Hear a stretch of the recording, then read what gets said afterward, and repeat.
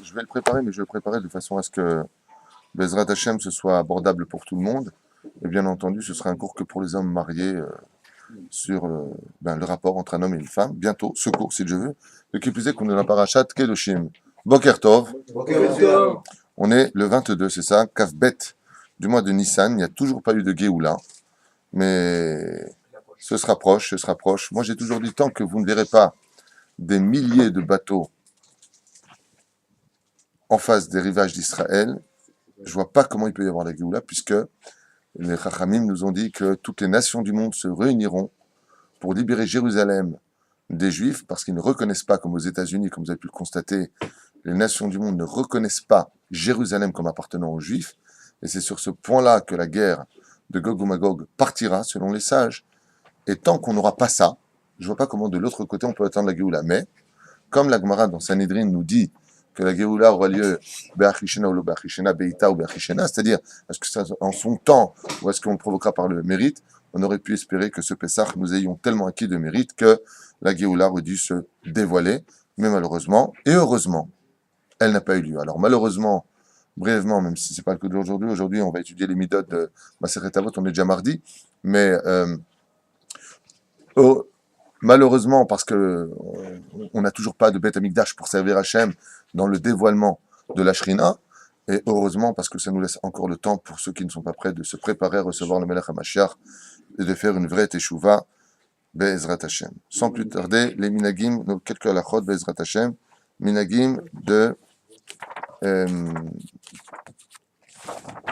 Sfirat HaOmer. Alors vous savez que, voilà, je voudrais en venir là, Minagé Avelut. Vous savez qu'on est entre guillemets en deuil pendant cette période, et ces minagim partent de quelques points, comme c'est marqué ici. Pendant cette période-là sont morts les 24 000 élèves de Rabbi Akiva, et donc on a l'habitude de ne pas, la Setisha, de ne pas se marier avec une femme jusqu'à l'Akba Omer pour les Ashkenazim et l'Akba Omer pour les Sfaradim, à la page 520.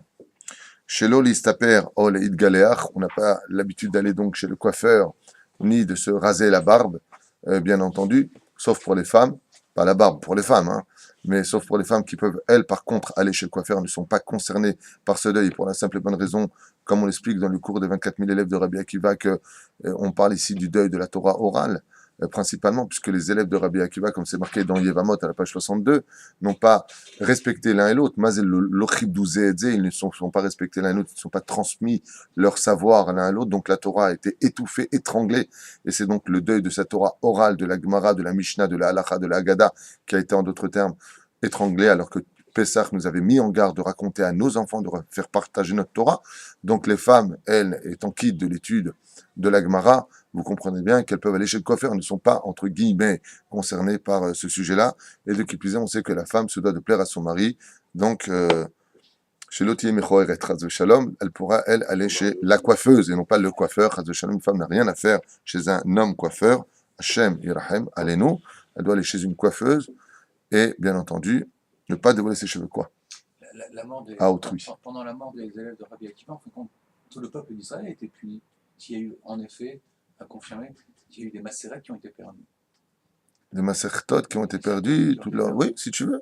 Ouais, c'est vrai, c'est le cas, il y a des macérats qui ont été perdus à cause. Tu sais combien nous avons de masertot dans le Talmud? Non. Nous en avons 60, qui font la gématria du mot gaon. Qu'est-ce qu'on appelle un gaon dans la Torah? Celui qui a un total contrôle du chasse, c'est-à-dire du Talmud. Le gaon de Vilna, en d'autres termes.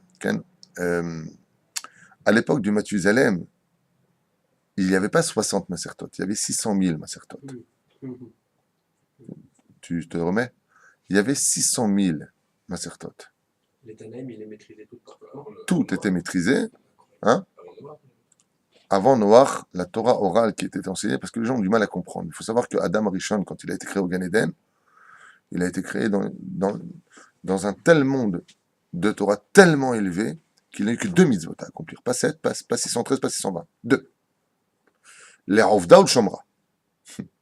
Mitzvot assez, mitzvot lota assez. Juste garder les choses. Tout était sous contrôle. Avant-goût du monde futur. Vous croyez quoi? Quand une personne décède, Rabotai, elle fait quoi après la mort? Elle va au Gan Eden, si elle a le mérite. Elle fait quoi au Gan Eden?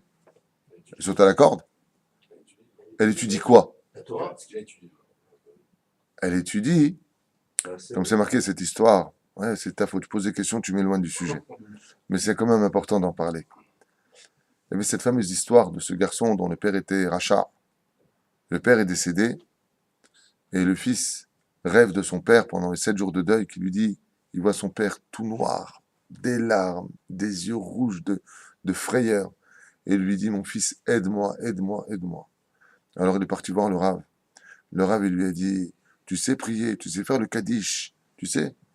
Il lui a dit, je sais rien, mon père m'a jamais appris la Torah, on n'est pas religieux du tout chez nous. Alors le Rav, il lui a pris le fils et il lui a appris le Kaddish, la prière. Jusqu'au jour où le petit est devenu, Baruch Hashem, ça n'a pas trop tardé quand même, il est devenu Chazan. Et quand il a dit Baruch et Hashem à Mevorach, Zéo, Baruch et Hashem Mevorach de Harvit, il a fait la prière, et voilà que la nuit, son père vient le voir vêtu de blanc, un visage rayonnant de joie, une couronne sur la tête. Il lui a dit, dans les rêves, il lui a dit, quand tu as dit ce soir, Baruch et Hashem Mevorach de tout ton cœur, en comprenant ce que tu faisais avec tellement d'émotion, du Gehinam, on montait directement au Gan Eden. Top. Il était très, très, très, très content. Seulement voilà, ce que j'ai oublié de vous dire, c'est que ça ne s'est pas passé dans la nuit où il était dans son lit. Ça s'est passé dans le fait que le fils était en train d'étudier une Gemara, et comme il ne comprenait pas du tout ce que voulait Tosfot chez Rashi, il s'est mis à pleurer, il s'est endormi sur sa Gemara, il ne comprenait pas. Et son père, dans les rêves, une fois qu'il est venu lui dire, tu vas monter au Gan Eden, il lui a dit, au fait, Riz, qui veut expliquer Rabbi Yitzhak ici, sur Rashi, c'est ça et ça et ça. Et dans le rêve, il lui a dit, mais papa, toi, tu n'as jamais étudié le Talmud, comment tu peux savoir autant de choses? Quelle explication merveilleuse tu donnes? Il lui a dit, parce que quand tu rentres au Gan Eden, tu as toute la sagesse du Talmud qui rentre en toi. Si vous saviez ce qui se cache derrière chaque phrase du Talmud, qu'est-ce qui se cache derrière chaque phrase de la Torah? T'enlèves une porte, il y a encore une porte. Et tu trouves un trésor, c'est pas qu'il n'y a rien. Tu as encore ouvert une porte, il y a encore un plus grand trésor. Et ça finit pas, il lui dit. Il lui dit, dans le Gan Eden, on apprend la Torah. Comme c'est marqué à propos de Rabbi Yoshua ben Levi. Quand il est parti dans le Gan Eden, il a vu Rabbi Shimon Bar Yochai, qui étudiait sur 13 marches. Et qu'est-ce qu'il étudiait? La Torah. On étudie la Torah. La Torah n'a pas de fin. Mais ce n'est pas la Torah que nous, on connaît ici. Ici, on ne mange que l'épluchure du fruit de la Torah. Dans le Gan Eden, on mange le fruit lui-même. Mais tu peux arriver à cela ici. Ça s'appelle le Sod. On verra ça dans Pirkei Avot Bli Neder. On s'est marqué là-bas des choses très intéressantes à propos de Eve. Comment c'est marqué là-bas? Travaille le Rav. Leshem Shamaim. Eve mitamidav shobdim terav shelom al menat lekabel pras. Soyez comme ceux qui travaillent le Rav sans attendre de salaire. Quoi est-ce qu'on parle? C'est de quoi on parle là-bas? C'est dans le premier père qu'on a déjà passé dans Pirkei Avot chez nous. Eh bien, on parle du fait d'étudier la Kabbale. Car quand tu étudies des Midrashim, quand tu étudies du Moussa, quand tu étudies de la Gemara, tu en retires un profit. Ça fuse les mochines, ça te rend intelligent, Marbe Yeshiva, Marbe Chochma. Mais quand tu étudies la Kabbale, les Yichudim, tu sors dehors, tu n'as aucun profit, tu vis rien de cette Torah. C'est de ça dont on parle. Travailler pour Dieu sans attendre de salaire, c'est l'étude du Sod de la Torah. Ça, c'est le fruit absolu de l'étude de la Torah. Donc il dit, c'est l'olishma kleshir. Alors bien entendu, je vous mets en garde, on n'écoute plus de musique avec un cli negina, bien entendu, jusqu'à Lag Baomer. Et pour finir, chez l'eau, la sotrikudim ou mcholot, et on ne danse pas pendant cette période. Il y a plus forte raison de faire des mecholot, c'est-à-dire des mains dans la main, on tourne comme ça, ou toutes sortes de choses. Hein? Des rondes, voilà, c'est le mot que je cherchais. Hein? Pendant Shabbat, c'est strictement interdit pour un Sfarad de danser. Je mets en garde de cette même façon les Sfaradim Lubavitch, qui prennent un kivun qui va à l'encontre de Rabbi Yosef Karo, donc du maître de la halacha. Et donc les Lubavitch, eux qui viennent de Russie, car Lubavitch est une ville en Russie, ils sont ashkénazes. Donc eux ils dansent, et ils ont raison de danser, comme le Baal Shem Tov qui dansait pendant Yom Tov ou Shabbat, comme le Rabbi Yitzhak de Berditchev. Mais quand on est de la Goulette ou qu'on est de Casablanca, nous avons nos maîtres, nous avons notre Torah. Et sur ce, un Sfarad n'a pas à danser pendant ni Shabbat, ni Yom Tov. J'ai entendu dans une synagogue ici qu'on faisait danser les Lubavitch, faisaient danser les Sfaradim sur le Lech Hadodi, donc c'est peut-être très très bien au niveau du spectacle. Je ne reproche rien, mais slicha, on n'a pas le droit de danser. Qu'est-ce que tu fais de la halacha? Ça veut dire sauter rab. Faire une ronde, ça s'appelle déjà. Tant que tu n'as, moi c'est danser aussi, tant que tu as un pied qui touche le sol, c'est pas danser. C'est dès que tu as les deux pieds qui se lèvent. Donc danser en général, il peut y avoir des fractions de secondes, tu as les deux pieds en l'air. Ça s'appelle danser. Mais si tu lèves un pied et que tu poses le pied, que tu lèves le pied, ça s'appelle pas danser. Si c'est ce qu'ils font, bien entendu, je retire ce que j'ai dit. Si c'est pas ce qu'ils font, ces rabbinim auront des comptes à rendre sur ceux qui font. Vanille l'homme et Kabbaladze. Il y en a d'autres qui vont me dire pas du tout, on a notre art, on sait ce qu'on fait. Faites. Pour revenir à ce qu'on disait tout à l'heure sur la Kabbalah de Menachon et les Kabbel, Les hit Kabel. les Kabbel. Lo, Manitou, à la Shalom, disait souvent, la Kabbalah, c'est pas toi qui es Mekabel et ta Kabbalah, c'est la Kabbalah qui te reçoit. Est-ce qu'elle veut de toi ou pas? Mais sachez une chose, on a fait ces 4 points, je m'arrête là pour aujourd'hui. Sachez une chose, c'est que si on ne connaît pas le Talmud, on ne peut pas connaître la Kabbale. Ce que je viens de dire, c'est pas de moi. Il y a plein de gens qui vont me dire pas du tout. Moi, j'ai jamais étudié le Talmud, je connais très bien la Kabbale. Mets-toi une boule rouge avec deux grosses chaussures, avec des couleurs vives, et Bezrat Hashem, tu seras bon pour le cirque. Zélo Nachon. Ce que je vous dis, c'est le Rabbi, le Rav Ben Sion Abba Shaul, le Rav Avadia Yosef, tous les Gdolim expliquent et disent que si on ne connaît pas le chasse, on ne peut pas connaître la Kabbale. Alors qui sommes-nous, nous? Alors bien entendu, Rabbi Nachman de Breslev, il dit, te perds pas trop ton temps avec les pilpoulim, des pilpoulim dans la Gemara toute ta vie. Étudie la Gemara, Bebeki ou Beyoun, et après passe à autre chose. Ça oui. Et soit battu en halakha aussi. Bien entendu. Rabbi Nachman de Breslev, il a écrit, comme vous le savez, de l'écouter Moharan. D'ailleurs, on va étudier, grâce à toi, David, un peu les Sefer Amidot de Rabbi Nachman de Breslev. Avant d'attaquer, ça fera partie de nos deux sujets du matin, Ksat Alachot, Vexat, Sefer Amidot. Pourtant, FR, on nous dit aussi d'étudier. J'ai pas fini. J'ai pas fini.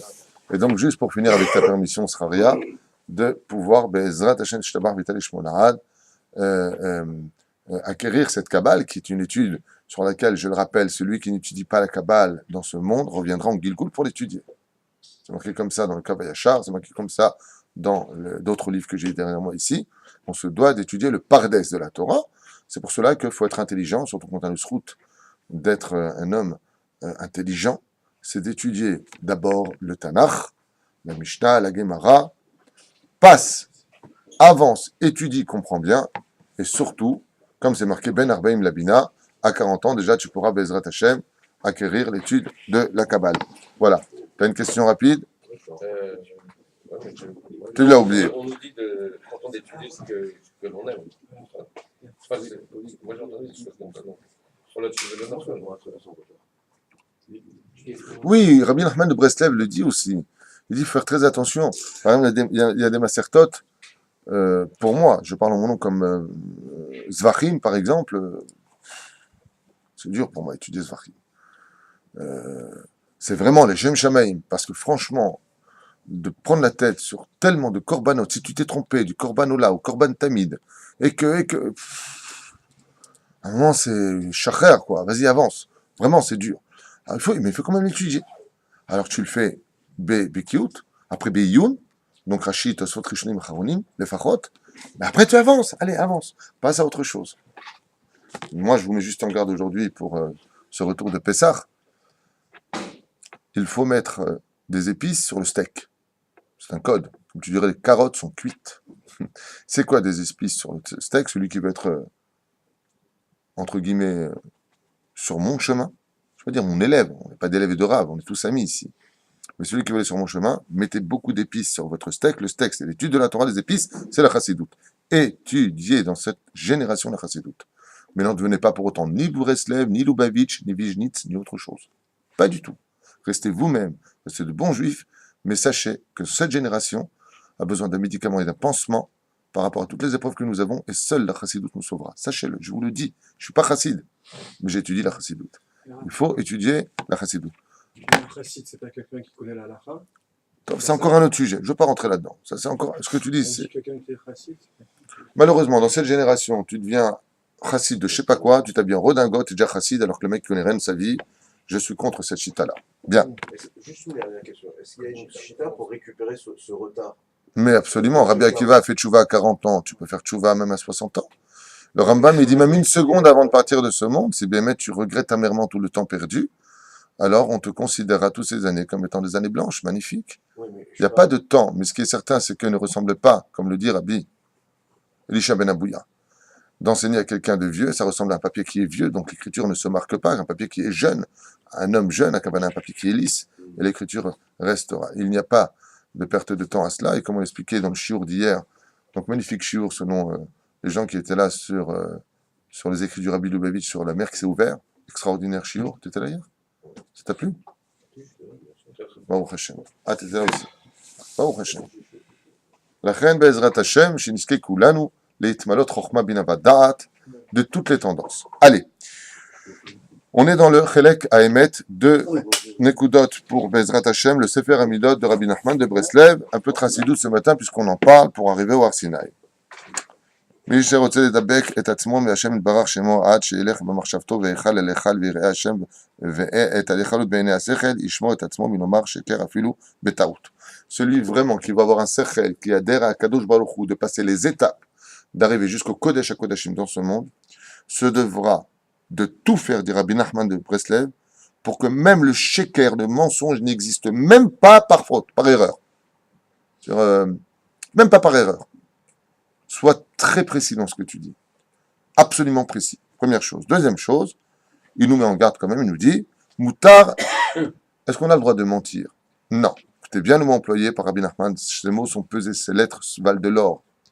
Moutar leshanot, lo leshaker. Moutar leshanot, bidvar shalom. On a le droit de changer la vérité si on sait que ce qu'on va dire va provoquer une guerre. On a le droit de changer, pas de mentir. Moutar leshanot, c'est-à-dire que tu vas arrondir le Emet, tandis que le Emet, il est chad. Il tient sur deux raglaïm. On a fait un cours qui s'appelle Mensonge et vérité, qui a été énormément apprécié par les internautes. Au Hachem, ceux qui n'ont pas vu ce cours, regardez-le. Mensonge et vérité, à voir et à revoir. Ou bien Emet, le mensonge n'a pas sa place dans le monde. Le but essentiel du juif, c'est d'apporter le Emet dans ce monde. Il nous dit ici, Kad shkarim enam ekablim pnei shechina. Que les gens sachent, comme c'est marqué aussi dans Psahim, que les gens qui sont menteurs ne verront jamais la face d'Hachem. Dieu, même après la mort. Akadosh Baruch Hu, d'ailleurs, sonné otam. Il est marqué, ils font partie des 4 espèces d'humains que Dieu déteste dans ce monde. Et celui qui est cité dedans, ce sont les chakranim, les menteurs. Celui qui ment, Hachem sonné autour. C'est pour ça que dans ce monde, il faut faire attention. Quand tu viens, que tu parles, tu dis des choses, tu guides ta émet, la amit et ta davar. Et souvent, malheureusement, ce qui se passe dans cette génération, c'est qu'on est tellement friand d'exister. Écoutez bien ce que je dis, revenez sur les mots. Écoutez bien ce que je dis, j'insiste. Vous dites bien grand vos oreilles maintenant. On est tellement friand d'exister, on veut tellement exister vis-à-vis des autres, qu'on s'empresse d'être intéressant par le fait de raconter à autrui pour devenir un peu la star d'une discussion. Et on voit tellement les gens emballés que on devient fou. D'une chose petite qui aurait pris 2 secondes, s'il n'y a pas de la shonara ni moti shemra à raconter, on va faire de ça, du moti shemra, du la shonara, des mensonges, extrapolés, pour devenir tout simplement existant aux yeux des oreilles des autres, aux yeux, aux oreilles des oreilles. C'est la maladie de ce qu'on voit aujourd'hui. Les gens adorent papoter, raconter, dire. Le mec, il achète un appartement. Ouais. L'autre, il vient et raconte. Ouais, là, c'est cet appartement. Moi, à mon avis, il doit avoir d'autres appartements. Tu sais, je l'ai vu rouler en voiture. C'est quoi, ça motive Chamra, ça? Je sais pas. Ça fait partie du Hémet. Tu sais pas. Celui-là, il est blindé. Vous connaissez cette phrase? Oh, celui-là, il est blindé. Tu connais son compte bancaire? Je vous racontais ce qui m'est arrivé aux États-Unis. Je suis parti pour voir. Tu te rappelles, j'ai raconté cette histoire il y a 2 ans ou 3 ans. Non. J'ai mon organisateur aux États-Unis. Je faisais un séminaire là-bas, grâce à Dieu. Et j'avais besoin d'argent pour les Shiva de Aureliaou. Il y a 50. Sur l'écran, tu te rappelles? Il me dit, je vais t'emmener chez un mec, un blindé. Et il me fait, top. Voilà. J'arrive dans son bureau, on s'entretient en tête à tête, un homme d'affaires comme ça, et on sympathise très vite, vraiment. Et à un moment, je lui dis, vous, comment ça va? Il me dit, moi je passe des épreuves gratuites, très très difficiles. Et il me dit, à vous je montre, mais à vous. Hein. Il me tombe son ordinateur, je n'aime pas de nom bien sûr, et je vois plein de chiffres. Ou t'as des chiffres ou quoi? Je suis pas comptable. Alors voilà, là je suis à plusieurs centaines de millions, centaines de milliers de dollars de découvert. Il y avait un trait rouge comme ça. La situation est très dure, je ne sais pas si je ferme ou pas. J'ai déjà hypothéqué ma maison. Bon, il a fait un don de 2000 $ pour le collèle. Là, tu me dis, va te refaire. D'abord, je ne suis pas là pour être fait. Baruch Hashem, ni pour physique, ni pour autre chose. Aval, les gens, ils parlent. Parlent. Le mec, il a à moins 200, 300 000 $ de découvert. Ils vont déjà hypothéquer son bignan, ils vont hypothéquer sa maison. Et nous, parce qu'il a sa Rolls-Royce décapotable, multimilliardaire. Mais qu'est-ce que tu connais? Qu'est-ce que tu parles? La reine, fais attention. Tais-toi. Tu fais des tsarotes avec ta bouche. Rabbi Moshe, à la Vachanam, Rabbi Moshe Ederi. Zatzal, quand on lui disait, qu'est-ce qu'on doit dire quand on dit qu'on est riche et qu'on n'a pas d'argent? Cette fois, tu viens, celui-là, il est blindé d'oseille. Il a dit, tu dis Amen. Alors, on lui a dit en français ou en hébreu? Il a dit, non, tu dis Amen, parce que si un ange y passe, et qu'il dit Amen au moment où toi, tu as dit Amen, même si ton goral ne le permettait pas, même si cet ange y passe, tu ne sais pas ce qu'il y a autour de toi, il dit Amen, Bémet, tu deviens riche. La reine, quand on te dit tu es riche, je ne dis pas non, pas du tout, j'ai pas de quoi tu parles. Je dis pas le mot j'ai pas dans ta bouche. D'abord, ça porte la rasera. Mais tu dis Amen, sois positif. Voilà. Encore un petit enseignement, on passe à Pirkei Avot. Encore un? Ah, tu kiffes, David, hein? Je pense que tout le monde. Et Rabbi Nachman nous dit ici, Kol Amosif Gorea. Tout celui qui vient pour expliquer quelque chose et qui rajoutera sur ce qu'il y a, pas comme nous on fait dans les shiurim, on explique, on sort pour expliquer le même sujet. Aval, tout celui qui vient raconter quelque chose et qui rajoute, Gorea Kavana, il détruit au lieu de construire, et ça s'appelle en d'autres termes aussi une forme de mensonge. Alors je mets en garde nos frères tunisiens que j'aime particulièrement. Combien vous étiez? Oh, au moins 10 000. 10 000 de quoi? Ça ne comprend même pas 1000 personnes. Ouais, 10 000. Dehors aussi, il y avait. Sois précis. Une fois, j'ai rencontré une personne à Paris. Et Bémet, j'étais époustouflé, incroyablement époustouflé de la droiture de sa façon de parler. Il y avait 10, il disait il y avait 10. Il ne disait pas il y avait 11. Il disait à peu près, il y avait, je crois, je ne suis pas sûr, il me semble, précis. Ces gens-là, ça vaut de l'or. Leur langue, c'est des lingots d'or. Pas comme dans le travail. Yoel. Ouais, c'est bon, on s'arrange, toi et moi. Non, on s'arrange pas. Combien tu as dit exactement? Tant. C'est comme ça qu'on fait des affaires. Celui qui veut savoir comment on fait des affaires, précis. Comme ça, il n'y a pas de tu m'avais dit, je t'ai dit. Jamais. Voici c'est tant. Voici exactement c'est tant. Uniquement assez pour. Ouais, bon, ça va. Tu mets bon, ça va.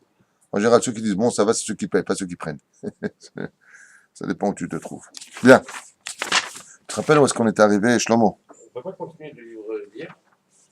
Le livre d'hier du Rabbi? Non, On s'est arrêté à la moitié, parce que le temps, on a 1h30 de cours, c'était déjà bien.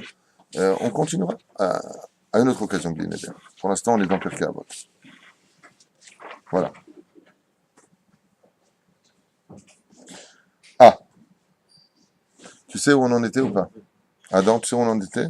Personne ne sait? Nous sommes dans Pirkei Avot. Bon, je pense qu'on était à Mishnabet. Il dit comme ça. Rabban Shimon Beno Anassi, Yafet Amutorem Derech Eretz, Yafet Lo La'adam She'asok Batorah, Im Melacha. Il est bon pour un homme d'avoir, je crois qu'on l'a fait, celle-là, non? Oui, je crois qu'on l'a fait.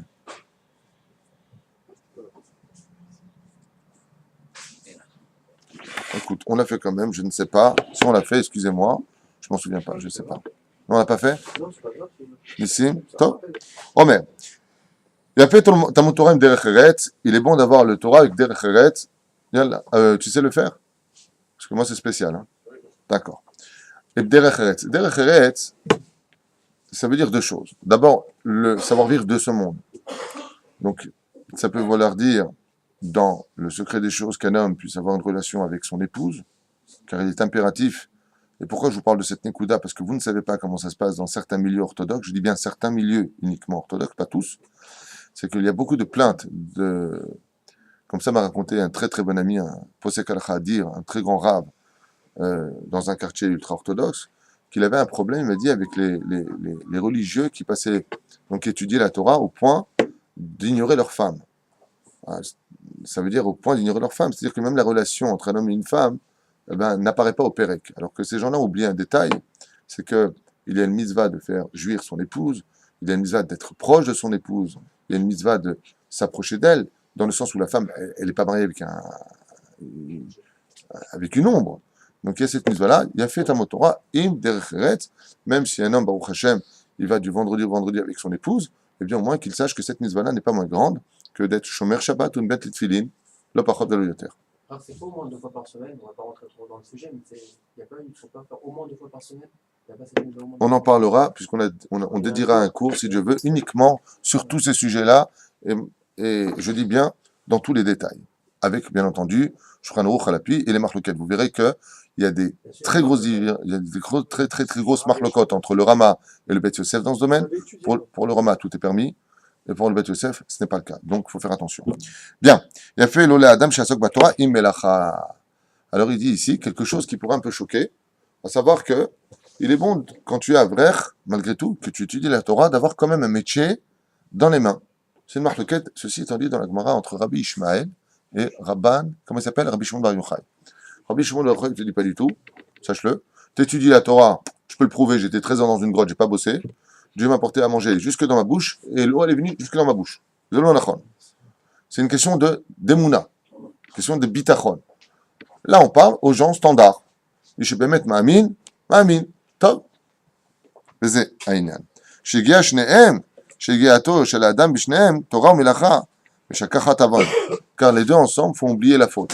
Pourquoi? Vous avez bien compris pourquoi. Car le fait d'étudier la Torah et d'avoir aussi un travail à côté, d'abord et avant tout, Yiratson, je vous le souhaite, et c'est une bracha pour toute l'année, que vous fassiez jamais partie des gens qui prennent, mais de ceux qui donnent. Amen. Alors il y a de quoi dire amen de tout son cœur, parce que de prendre, vous savez, quand vous avez quelqu'un qui vous demande de l'argent, je ne parle pas des professionnels de la tzedaka, des mecs qui n'ont même plus de sang, non. Ça n'existe plus. Je parle vraiment des vrais pauvres, ou des gens qui viennent ramasser vraiment pour leur yeshivot. Je ne peux pas savoir combien, quand ils tendent la main pour prendre de l'argent, le sang il se caille. C'est très dur de la dépendance.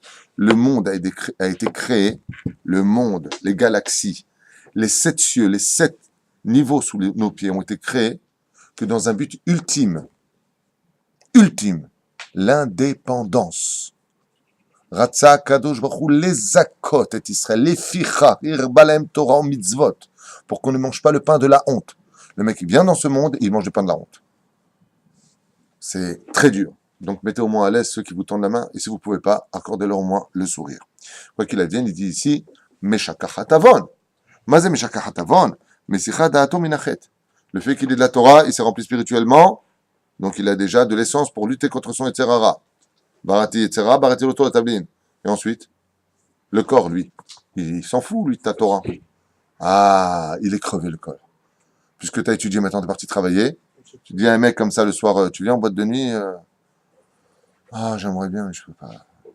Hein? Même doucher, je peux pas. Tu vas te doucher quand même, d'accord. En le corps. Tu as fatigué l'âme parce qu'elle a plus la force de fauter, le nefesh, et tu as fatigué le corps par la melacha. Mais il y a marqué ici quoi? Il y a fait Torah im derech eretz. Quel mot est employé ici par les chachamim? Ba Torah ou va melacha. Vas-y melacha. Oui. Comment tu dis travail en hébreu? Alors pourquoi tu dis pas le mot avoda? Pourquoi? Non, Avoda, c'est la tefila. Dans le langage de la Torah. Ça peut être pourquoi? T'as l'oved? Ouais, c'est de C'est une occupation. Non. Alors la différence qu'il y a, vous avez bien compris que le mot avoda, ça vient du mot aived, qui veut dire esclave. Tandis que melacha, ça vient du mot melech. Il faut que tu sois, pour que le travail soit considéré pour un juif un bon travail, c'est à la condition que c'est lui le roi de son travail et pas le évêque de son travail. Ceux qui n'ont pas le temps d'étudier la Torah parce qu'ils travaillent sont des gens qui sont des esclaves de leur travail. C'est pour ça que ça s'appelle des avadim. Mais celui qui a le temps, qui a rendez-vous avec Hachem, c'est Mincha Arvit, il a le client qui l'attend, il a ce qu'il y a, je rendez-vous avec le roi des rois. Celui-là, on peut lui dire, Ma melachtecha, quel travail fais-tu, toi, le roi? Parce que tu diriges ton travail. Si tu n'as pas le temps pour la Torah, c'est que tu es un évêque. Sache-le. Qui c'est ton patron? Le travail. On rappelle cette histoire. Vous connaissez cette histoire? C'est un Rosh Yeshiva qui est venu demander de la tzedaka pour que le monde tourne. S'il n'y a pas de Torah, il n'y a pas de monde, vous le savez. Alors il a attendu comme ça, et le patron qui était derrière la vitre de son bureau le voit comme ça, il lui dit « Ouais, c'est bon, attends, je suis occupé, t'es venu comme ça, t'es gentil, mais attends. » Bon, il attend, il n'a pas fait de mal. Midi arrive, 1 heure arrive, et la secrétaire vient avec un plateau, elle le pose devant le patron qui est multimillionnaire, comme ça, et le Rav, il sort sa Gemara, il voit que ça va prendre du temps, alors il étudie. À 4 heures de l'après-midi, c'est une vraie histoire qui a été racontée par ce Rav. À 4 heures de l'après-midi, il lui dit viens, excuse-moi, toute la journée t'as attendu, mais bon, t'étais occupé à l'étude de la Torah, tu sais, on travaille, il faut soutenir, je tiens aussi une autre yeshiva, c'est pas facile, je viens de créer un mikvé. Le Rav regarde comme ça, il dit pas un mot. D'accord, ok. C'était aux États-Unis, hein, ça, c'est passé à New York. Il lui dit, voilà un chèque, Mechila, pour le temps, Chavod. Et le Rav, il dit pas un mot. Il lui dit, ça va, vous allez bien? Il lui dit, ouais, ça va. J'ai appris une grande chose aujourd'hui de vous. Il lui dit quoi? Il lui dit, j'ai appris qu'il n'y avait pas de différence entre un milliardaire et un pauvre. Il dit, pourquoi vous dites ça? Quel rapport? Il dit, nous, on s'occupe des familles qui n'ont pas de quoi manger. Donc, ils ne mangent pas. Et les gens qui sont dans votre travail, ils ne mangent pas non plus. Depuis midi, vous avez votre nourriture qui vous attend, vous n'avez pas le temps de la manger. Donc, vous êtes comme un pauvre. Il lui a dit, voilà, j'avais pas pensé à ça. Différence. Ils n'ont pas mangé, ils n'ont pas de plateau. Vous avez le plateau, vous ne mangez pas. Alors, le Rav lui a expliqué la notion entre d'être Ba'avoda et la notion d'être Ba'melacha. Si tu ne te donnes pas un temps pour aller manger, pour recevoir, c'est sûr que tu n'es pas un patron. Ton patron, c'est ton argent et ton travail. Si tu n'as pas le temps, et c'est pareil pour la famille, si tu n'as pas le temps pour t'occuper de ta femme, que tu as épousé, que tu as su draguer, que tu as su emmener sous la roupa, tu as su lui promettre monts et merveilles, tu n'as pas le temps pour tes enfants, que tu as fait en nuit, mais c'est pas l'histoire d'une nuit des enfants, on est bien d'accord. Tu n'as pas le temps pour l'étude de la Torah pour laquelle tu es venu au monde, mais pour le travail, tu as tout le temps du temps. Ça s'appelle Eved. C'est ça, à sortir d'Égypte. Métro, boulot, dodo. Le reste, c'est en marge. Et c'est bête parce que tu gâtes ta femme, tu t'occupes d'elle, tu montes ton mazal. Tu veux de l'argent, tu dois ton épouse. Trop mal. Pas toute la journée pot de colle. Elle ne supportera pas elle-même. Ah, mais tu veux de l'argent, et Bezrat Hashem, Aviram Mitova. Le Rambam écrit dans les Chodéot, celui qui travaille plus de 8 heures par jour, chez Edash ou Chamor. C'est un Chamor. Tu peux être certain que c'est quelqu'un qui n'a pas d'Emouda. En lo Imuna Bashem. חושב שהוא עושה את הפרנסה. מה פתאום אתה עובר יותר מ8 שעות?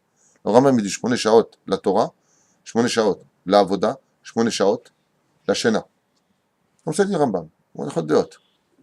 זה העניין. יאללה, התורה משתנת כוחו של אדם, והמלאכה מפרק על משרת את הגוף, ומתוך כך יצר הרע בטל ממנו. זה קומיה דספיקי הנסתום. ויש מפרשים שכל צד העוון נעדר ממנו, שמצד תורתו הוא יודע מה שהוא צריך להיזהר. Par le biais de l'étude de la Torah, il saura aussi comment faire. Et pourquoi on dit qu'en réalité, il n'y a pas de travail, qu'il n'y a pas de Torah sans travail? Parce que la Torah, par exemple, prenons sur un des quatre compartiments du Shulchan Aruch. Vous avez Choshen Mishpat. Alors, Choshen Mishpat, ça parle de quoi? De tout ce qui est justice, de tout ce qui est loi du travail. Donc, si tu les étudies, il faut bien que tu les mettes en application. Donc, il y a fait, Mazé a fait, c'est bien, c'est beau d'avoir les deux ensemble, afin que l'homme ne vienne pas tomber.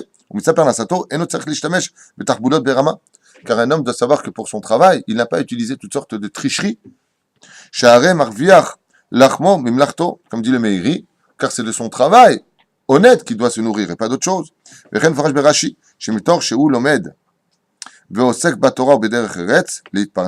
Car le fait d'étudier la Torah, de savoir comment un homme se doit de gagner sa vie, et no choser et no gozel mamon achirim. Il n'aura pas besoin pour autant de venir à voler l'argent des autres.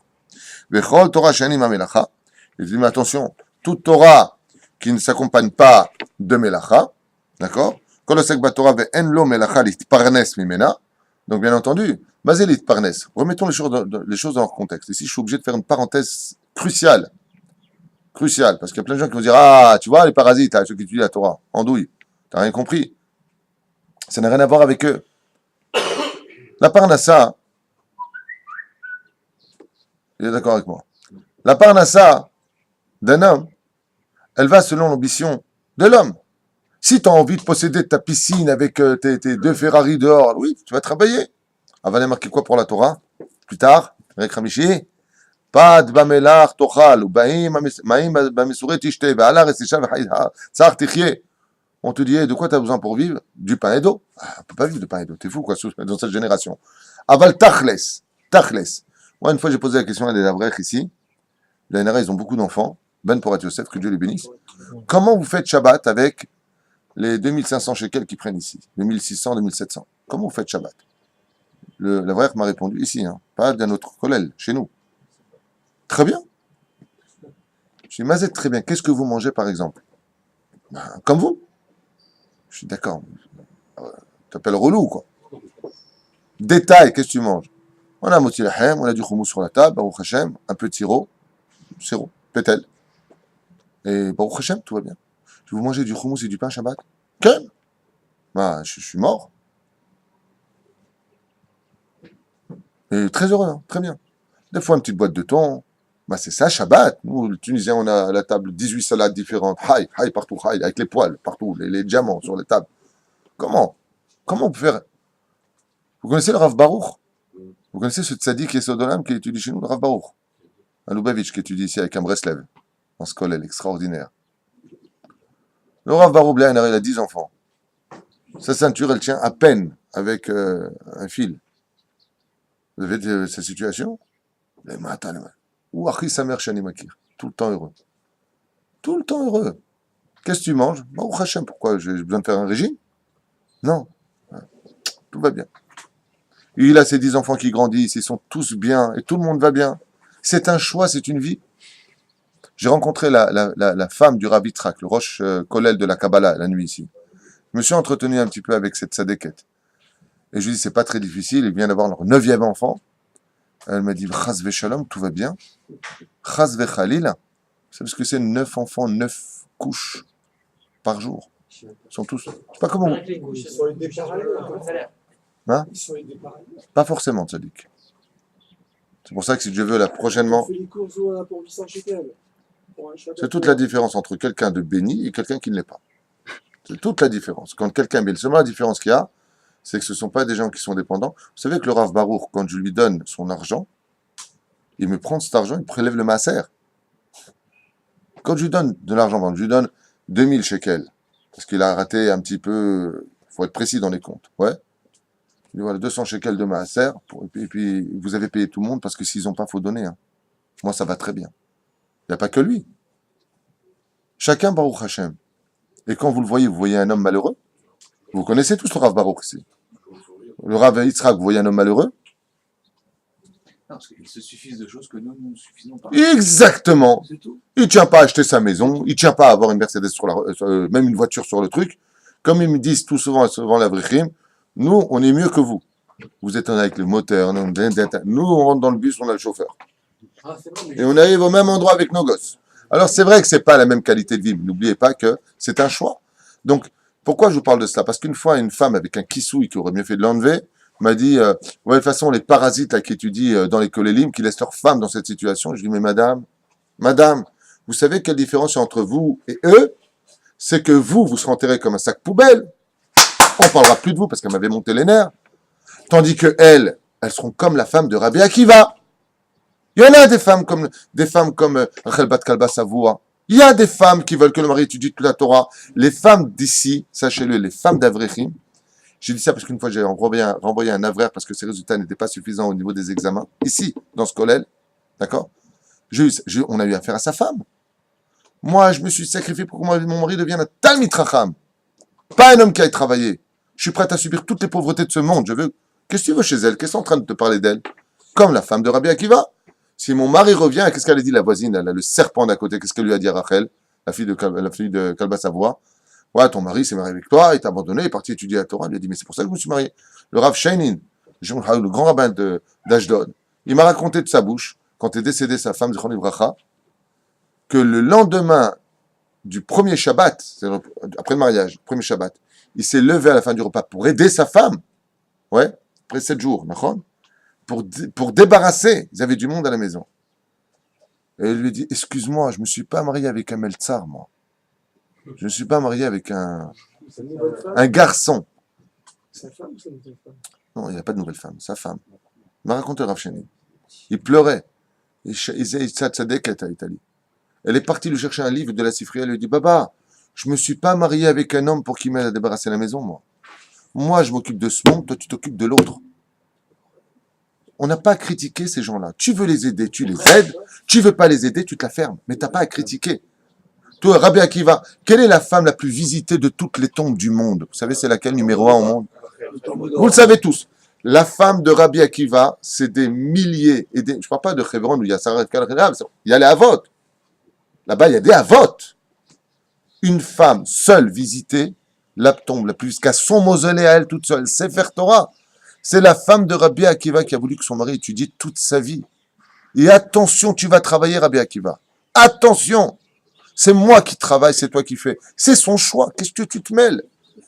Qu'est-ce que vous vous mêlez dans ce monde à critiquer des Avrechim qui étudient et que leurs femmes, vous savez combien de choses j'ai entendu dans ce collège? Les Avrechim ont dit, si Chas Shalom, vous voulez la suite de ces Avrechim ici? À quelle heure on finit l'étude? 5h15. Qu'est-ce qu'ils font après? Ils vont au collège de 8h jusqu'à minuit. J'ai ta femme, et ma femme, elle me tue si je rentre à la maison. Avec les enfants, tu n'as pas d'aide? Elles ne veulent pas. C'est leur choix. Vous voulez rentrer dans leur vie privée? Elles vous demandent quelque chose? Alors taisez-vous. Pas vous. Hein. C'est sale bouche puante qui ose parler du mal.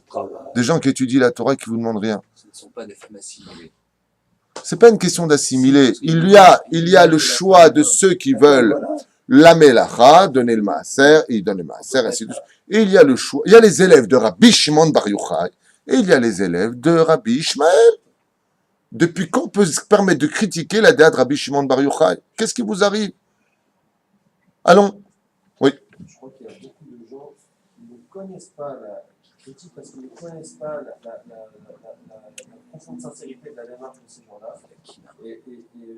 Et donc qui pensent qu'ils viennent chauffer les bancs alors que ce sont des gens qui se travaillent à l'intérieur.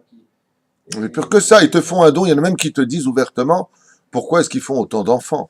On ne fait pas des chiots. Il y en a qui te disent ça. J'ai reçu ça maintes reprises dans la tête. Et je lui ai dit, mais pourquoi vous dites ça? Parce que quand on n'a pas d'argent, on ne fait pas des enfants. Alors j'ai répondu une chose à une de ces personnes, c'était à Yerushalayim, il y a très longtemps de cela. Je lui ai dit, ça veut dire que si le mec était riche et qu'il perd tout son oseille, il tue ses gosses. C'est le principe. Ou alors plus que ça encore. Il s'est marié jeune, il n'avait pas d'oseille, il n'a pas fait d'enfant selon vos dires. Et puis à l'âge de 55 ans, il est devenu riche. Donc il prend une autre femme pour faire des gosses. Ça va pas, votre débilité? Nous, on est venu, grâce à Dieu, d'une famille riche à Paris. On était 9 enfants, donc 6 frères que Dieu les bénisse et 3 sœurs, plus 9 cousins, plus 9 cousines, plus 9 copains, plus. Combien de chambres on avait pour tous les enfants? 2 chambres. La chambre des garçons, la chambre des filles. On a très bien vécu. Hein. C'était les lits pliants à l'époque, je peux vous rappeler. Petit lit pliant. T'allais aux toilettes. Qui perd sa place? Perd sa place. Tu reviens, il y a déjà quelqu'un dans ton lit. Et on n'est pas bien. Et mon père était un homme aisé. Tout allait bien. On a vécu à l'ancienne. On n'était pas bien. On avait un ballon pourri. On jouait pendant un mois d'août avec. On était heureux. Aujourd'hui, tu donnes 1000 € à ton fils pour une semaine pour qu'il s'éclate. Je ne sais pas quoi faire. Il est malheureux. C'est plus quoi faire de sa vie. De quoi est-ce qu'on parle? C'est nous qui avons changé. On est devenus pourris. Alors moi, je dis la chose suivante. Tu veux travailler avec ton étude de la Torah? Travaille. Tu veux étudier la Torah? Tais-toi. Tu veux aider faire Zvouloun et Issachar? Tant mieux. Mais dans tous les cas de figure, ferme-la. Avec tout le respect que je dois à tout le monde. Tu n'as pas le droit de critiquer. Tu as le droit de dire non. Moi, je préfère aider des gens qui travaillent, qui font leur effort. Tu as le droit. Tu as le droit. Ça fait partie d'une des déotes. Blinéder un jour, Blinéder, peut-être hors caméra. Regardez, il y a bien au Mechel Exaïn, du Rav Ovadia Yosef. Il a écrit 4 pages sur ce sujet-là. Est-ce qu'on doit être avrech ou pas dans cette génération?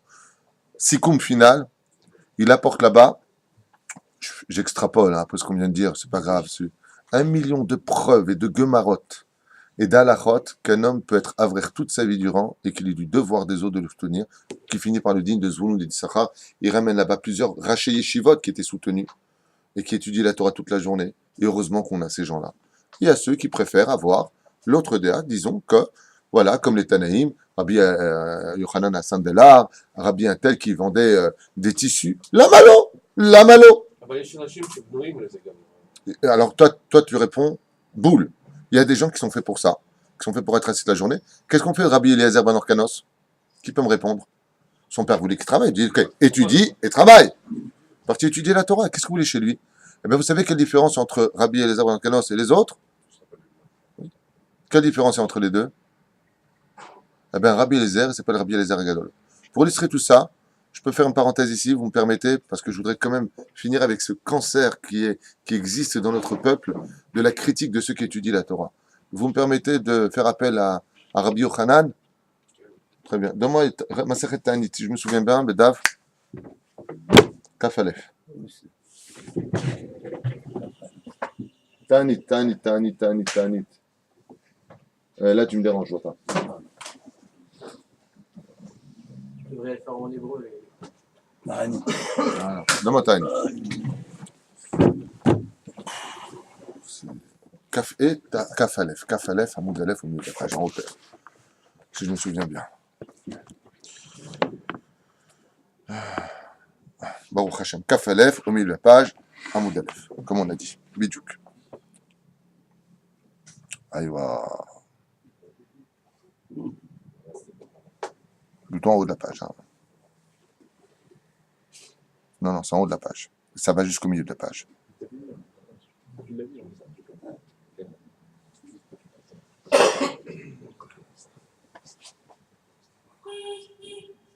Alors il dit ici, je vous fais directement la traduction pour qu'on avance. Rabbi Yochanan, Rabbi Ilfa, étaient deux Bahouri Yeshivot. Ils étudiaient tous les deux en Yeshiva. D'accord? Voilà ce qu'on est en train d'étudier ici. Et là, il a dit à l'autre,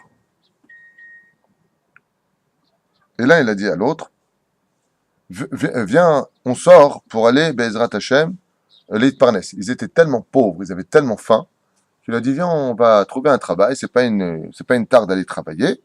Comme ça, Be'ezrat Hashem, Be'ezka Venekayem Nafshin. Benafshin, ça veut dire, on va faire vivre nos âmes, tellement on n'en peut plus. C'est marqué en hauteur. Efes Kilo, Iye, Becha Evion, Azlou. Comme c'est marqué, on ne doit pas laisser de pauvres, c'est une misva de la Torah, on ne doit pas laisser de pauvres en Israël. Loye, Becha Evion. Donc, il faut le soutenir. Comme on est pauvre, c'est pas très bien vis-à-vis du verset. Ils ont essayé de trouver une patente, s'il ne faut pas être pauvre. Patente. Top. Ils sont partis. Efta et tout, Tarem et Lachei, Acharet. Qu'est-ce qui s'est passé? Ils sont arrivés, ils se sont reposés comme devant une espèce sur un mur, une espèce de ruine, je ne sais pas ce que c'est exactement. Et il y a des anges qui sont venus, Malach Acharet, Shmaï Rabbi Yochanan, et il y a marqué ici quelque chose de bizarre, puisque c'est Rabbi Yochanan qui les a entendus. Shmaï Rabbi Yochanan. Ils étaient combien? 2. Dama Achad Lechavreya, Nijda Alayou. Qu'est-ce qu'on devrait faire? C'était apparemment une mapolette, vous savez, une espèce de mur, mapolette, une ruine. Et qu'est-ce qu'il a entendu? Viens, on pousse sur leur tête ces pierres qui alors tombent sur la tête. Qu'est-ce qu'ont voulu faire ces anges? Les tuer. Vous vous rendez compte de ce que l'on est en train de dire là maintenant? Rabbi Yochanan de Jérusalem part avec Sahbouta Ilfa. Ils sont en train d'étudier à l'Yeshiva. Ils crèvent de faim maintenant. Qu'est-ce qu'il a dit? Viens, on va trouver un petit travail pour se nourrir. Nous sommes dans la Gemara. C'est pas moi qui l'ai écrit. Alors il a dit maintenant, et pourquoi? Alors, il dit ici, on les fait tomber sur eux, pour qu'on les tue. Donc on voit bien ici que c'était pas pour leur faire peur. Aval, les tkatel, ça veut dire les tuer. Il faut les tuer. Quelle est la raison? Pourquoi est-ce que les anges ont décidé, les Malachacheret, de les tuer? Parce qu'ils ont laissé tomber le monde futur, l'étude de la Torah. Mais attends, la raison est justifiée ici. C'est pour manger, c'est pour aller travailler. Tu travailleras à la sueur de ton front. Et il y en a qui croient, qui savent mieux la Torah que les anges. Bon, on va voir la suite. Vous avez laissé tomber l'étude de la Torah pour Chaye Shah, pour vivre dans ce monde. Là, ça va à l'extrême. Là, c'est super parasite, là. Vous entendez ce que la Gemara raconte? Ouais. Damar le idach, shebek neudeika, ba'ucha de kaima, le sha'ata. Rabbi Yochanan shama, vilfa lo shama. Ah. Bekitsur, maintenant, on a vu que Rabbi Yochanan, il a entendu, et Ilfa n'a pas entendu. Ça rejoint ce que tu viens de dire. Bon, on verra la suite. Amar le Rabbi Yochanan le Ilfa. Shema mort. Tu as entendu? Il dit Amar lo. Le. Il lui a répondu le, lo. Il lui a répondu à lui, non. D'accord? Amar dimeshmea ana vilfa. Alors donc, c'est que ce message s'adressait à qui? À Rabbi Yochanan. Et donc, qu'est-ce qui s'est passé? Lo shama. Je peux amener l'idée comme il est. Shata Amar le Rabbi Yochanan, Haïdach. Veoke benafshe. Kilo yechdal evion mekerev haaretz. Rabbi Yochanan, Adar, Ilfa, lo Adar. Qu'est-ce qu'il a fait? Adar, il est retourné. Et Ilfa n'est pas retourné. Rabbi Yochanan, il a pris ses affaires. Il s'est levé. Il est retourné à l'Yeshiva. Il étudiait la Torah. Ilfa, comme il n'a rien entendu, il est parti travailler. Il est devenu un grand homme d'affaires. La suite fait mal. Ad ete Ilfa, Malich Rabbi Yochanan, Amrulu I etiv, Mor vegarim lo ava, Malich Mor azal, Talat nafshe.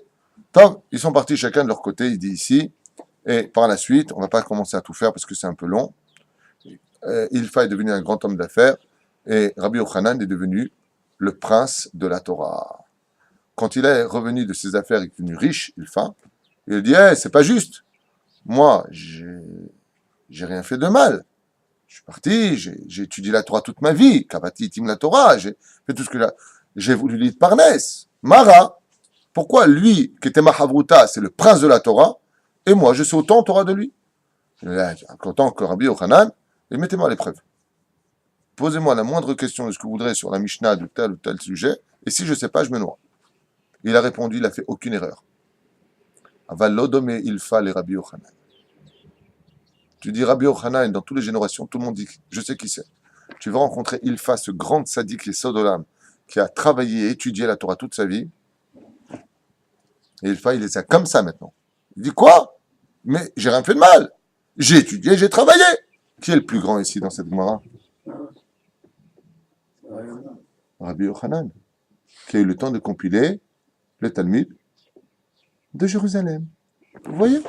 Il y en a qui sont faits pour ça. Il y en a qui sont faits pour entendre les messages. Rabbi Yochanan a entendu. Shema Rabbi Yochanan. Et il y en a comme Ilfa qui ne sont pas aptes à écouter ce genre de message. Et donc, ils iront travailler.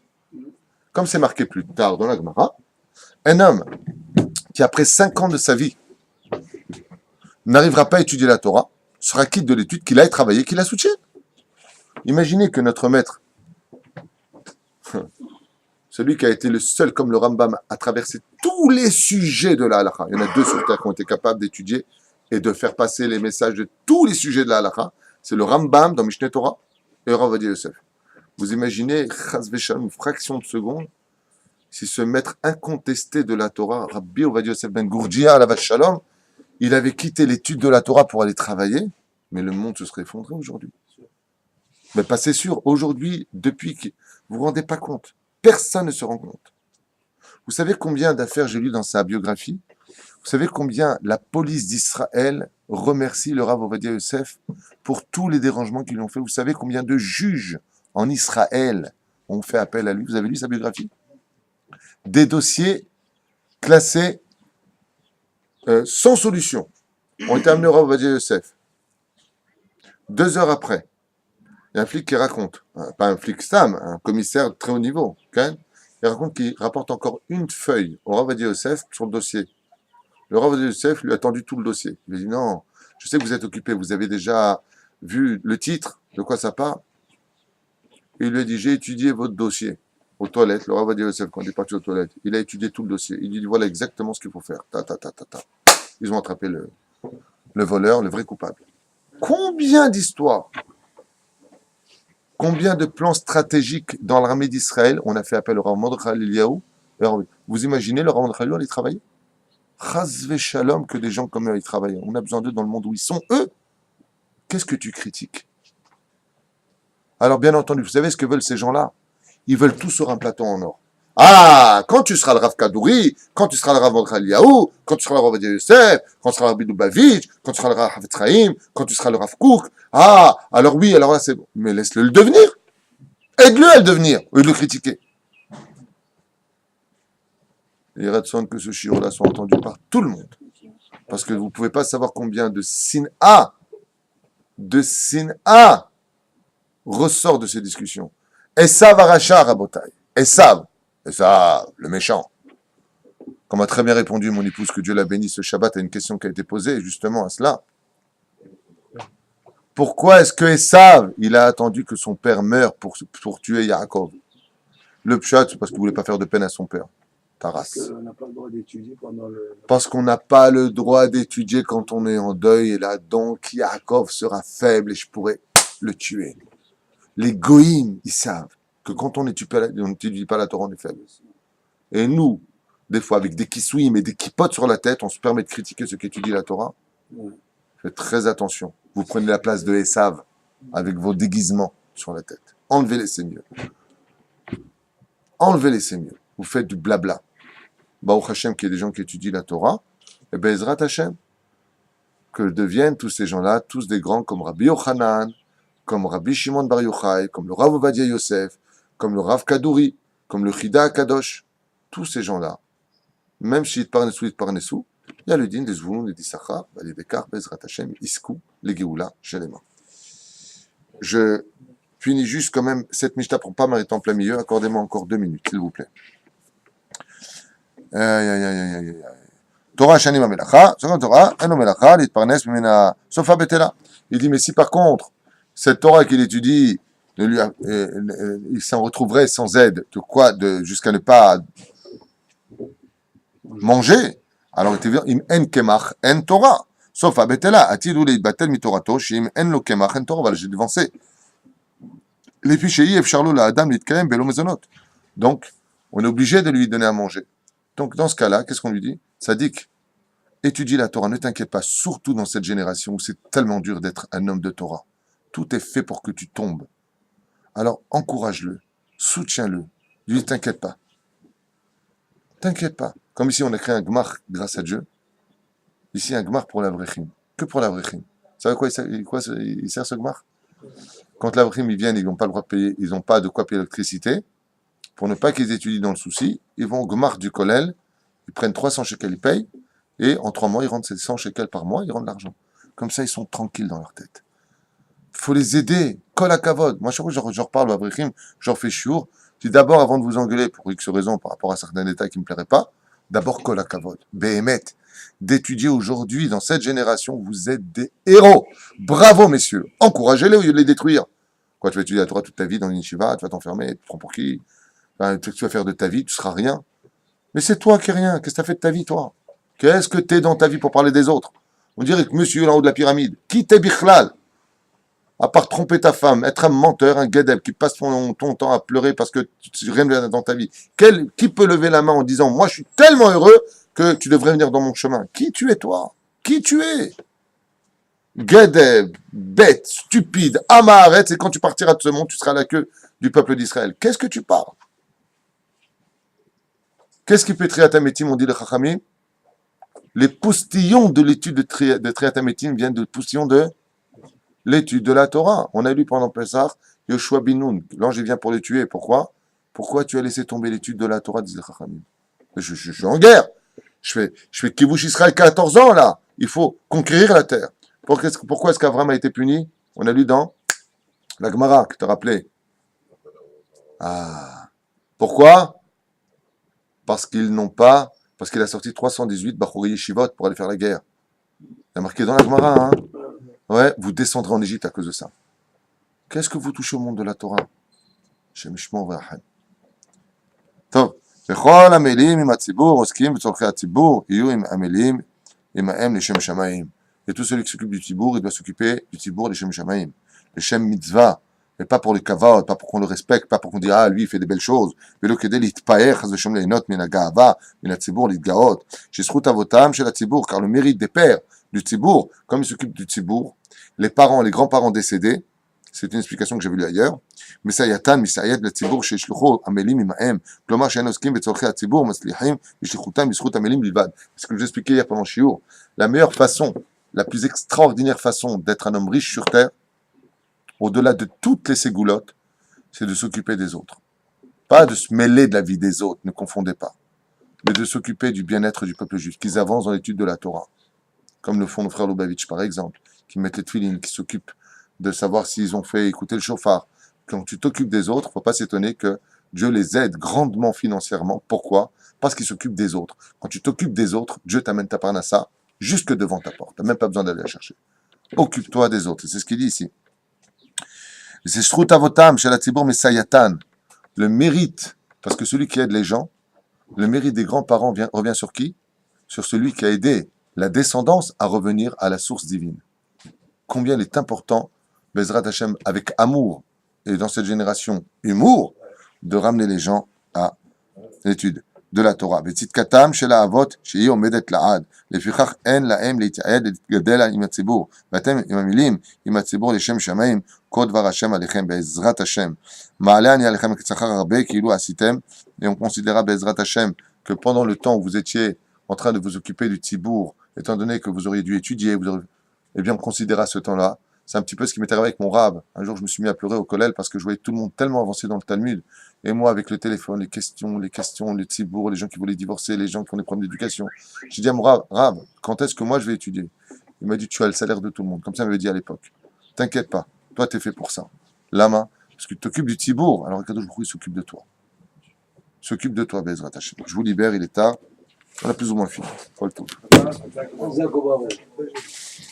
Mechila, pagati be'echad mikem,